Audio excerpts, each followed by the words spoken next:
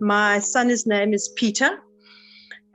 He was 18 months old when he had his first seizure. We took him to the doctor. It was in the middle of the night.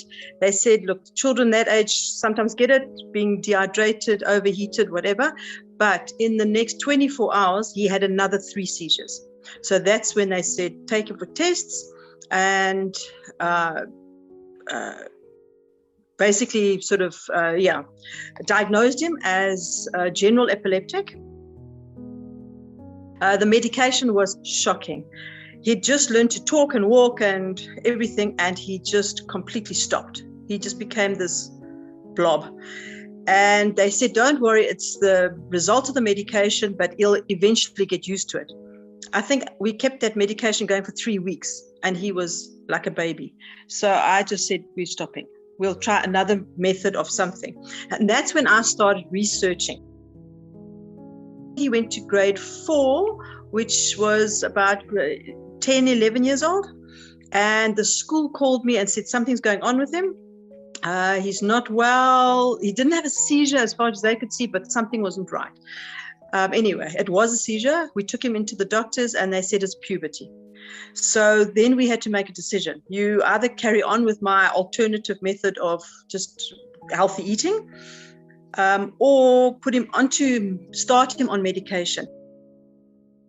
So we then decided to put him onto medication, and that helped. So then I was quite happy. We kept the food lifestyle going, but at least with the medication, he seemed to be very stable, and he continued, and he was fine. He got into high school, and he was in grade 10, which is 16, and he was okay, but I did notice he'd often sort of had relapses and not be well and have little seizures, not too many great big seizures, but enough for him to get pulled out of school for a day or so. The doctors would just change medication. So they'd try another drug and another drug and another drug. But the seizures just continued and got worse and worse and worse. And that is when I started seriously researching something else, because the medication obviously wasn't working and the doctors couldn't tell me anything. They just said, oh, well, this is something that maybe happens. Well, I mean, wasn't a good enough answer for me. But Facebook at that stage had started, and Google was a lot more interactive. And that's when I started seeing keto and this MAD diet. And I thought, but we were already doing something like this, but it never connected the carbs and the sugar.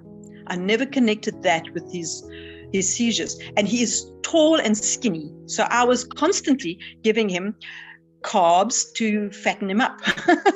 And of course, I was the problem. He was in a school of about 1,000 children, and fun enough, the only epileptic, the only one. So, which was odd because I thought it was a bit more common than that, but maybe in that area, I don't know.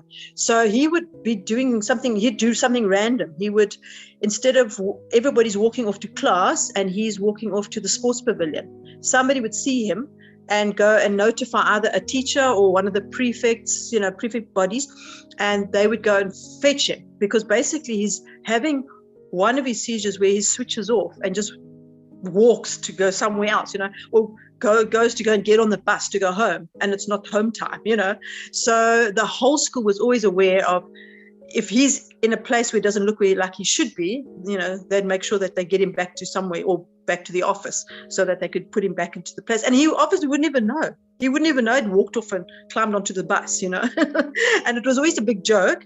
And he used to enjoy it. He'd say, sometimes he would test them just to see if they're watching him. And in fully cognizant, he would walk off and do something random just to get a reaction. So they were actually very kind, I must say. And I'm very glad he was at that school when it happened, because it could have been, something else. Yeah. He finished school. And he did well enough. But we couldn't send him to university or to anywhere where he wasn't in company 24 hours a day, because at any stage he would just have a seizure. So he came onto the game reserve with my husband and I, and he actually became one of the staff, started working here. And that's when we put him on this diet, because I thought, well, we're right next to him. We were with him 24 hours. And within 2 weeks, he was another person. He started driving vehicles. He just changed. He was like a normal human being. And the people over here on the game reserve didn't know that he was an epileptic. They'd never seen a sign of it. Compared to when at school, everybody knew, because he couldn't go for 30 minutes without having some sort of reaction. So the diet was that intense and, reaction-wise. So since then, look, we've never gone back to being as bad as he was at school. He now, at the moment, this is now 3 years after starting the diet, he lives on his own. He's doing a plumbing apprenticeship. He drives on his own. He lives in a city, and he manages it. I mean, this diet was so incredibly quick for him to react positively that, I mean, you can't deny that it's a food problem, and your body reaction to the food. Apparently, he's got 4 separate areas of his brain that he shoots from. So it's not one epileptic problem, it's 4. So that's why his medication was always the problem, because it had to be the balance of, for all 4 of his, and it is. I mean, one of the seizures he'll get is his arms. His arms will go stiff and up, so he's constantly lifting up his arms, and that will be one seizure.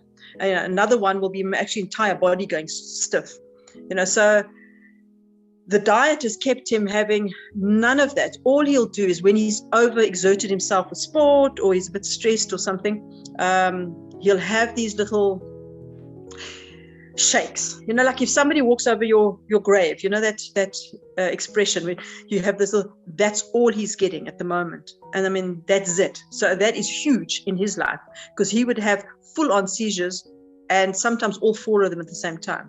And that would last for hours, and then he would be fast asleep for 12, 18 hours afterwards.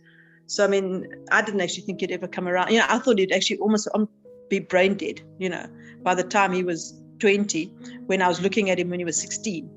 And it's not. It's absolutely not, So, and the only thing that's changed was the diet. The medication's always been there. We just had to get the doses right. But the diet was the change.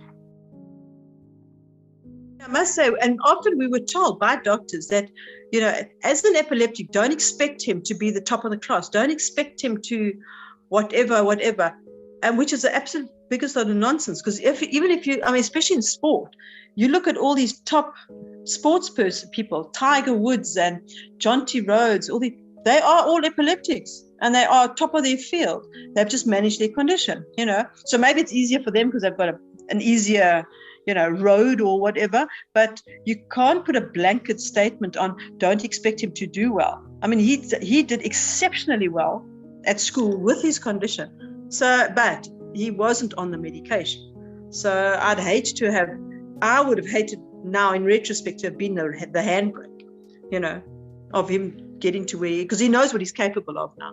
So, so I think that, advice to parents, they must just keep talking to people who are in the situation, other parents or people with epilepsy, and say, how do you feel? Because a doctor is just doing it on behalf of what he can see across the table, whereas you living it. They must go with their gut feel.